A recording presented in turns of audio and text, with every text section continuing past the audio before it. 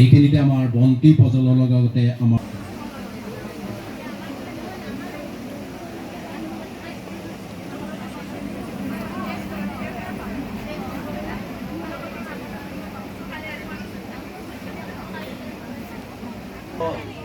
মানে উদ্যোগ স্থাপন হৈ তেওঁলোকে স্বনিৰ্ভৰশীল হ'ব পাৰিছে।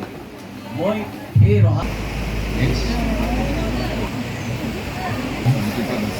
জ্যোতিকা দাস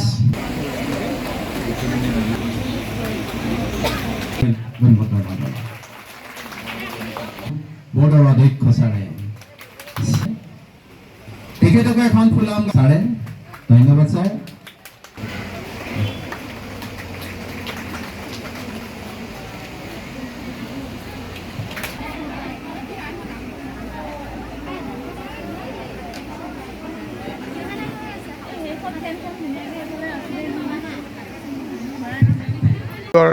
অনুষ্ঠান ইয়াতে আয়োজন কৰা হৈছিলে আৰু খাদী গ্ৰামোদ্যোগ বোৰ্ডৰ আমাৰ ৰহা প্ৰশিক্ষণ কেন্দ্ৰৰ পৰা প্ৰায় 300 গৰাকীক ইয়াতে প্ৰশিক্ষণ দিয়া হৈছিলে বিভিন্ন শিতানত। তেওঁলোকক হয় কোনোবা বিউটিচিয়ান, কোনোবা মানে অন্যান্য শিতানত তেওঁলোকক প্ৰশিক্ষণ দিয়া হৈছিলে আৰু আজি আনুষ্ঠানিকভাৱে তেওঁলোকক চাৰ্টিফিকেট বিতৰণ কৰাৰ কাৰণে এই অনুষ্ঠানটো হৈছিল।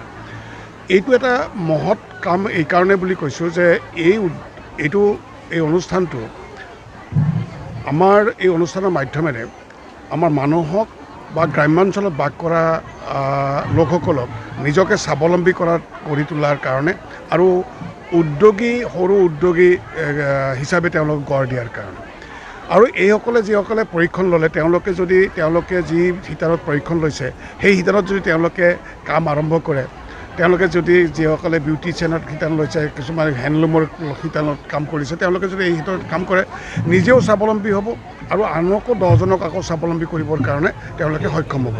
মই অহাৰ মূল উদ্দেশ্য আছিল যে তেওঁলোকক সাক্ষাৎ কৰি তেওঁলোকক শুভেচ্ছা দিয়াৰ কাৰণে, আৰু আজি শুভেচ্ছা দি মই অত্যন্ত আনন্দিত হৈছোঁ।